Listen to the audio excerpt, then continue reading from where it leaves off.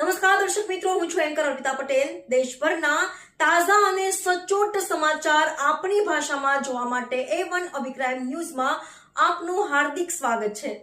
હવે જોઈએ મુખ્ય સમાચાર. કચ્છના ગાંધીધામ ડિવિઝન પોલીસની કડક કાર્યવાહી. 7.55 લાખનો વિદેશી દારૂ ઝડપાયો. ગાંધીધામ ડિવિઝન પોલીસ સ્ટેશનમાં પોલીસ સ્ટાફના માણસોને પ્રોહિબિશન જુગારના સફળ કેસ શોધી કાઢવા જરૂરી સૂચના આપવામાં આવી હતી. જે સૂચનાના આધારે ખાનગી રાહે બાતમી હકીકતના આધારે મકાન નંબર 43B અપનાનગર ગાંધીધામ મધ્યથી પ્રોહિબિશનનો સફળ કેસ શોધી કાઢી કાયદેસરની કાર્યવાહી કરવામાં આવેલ.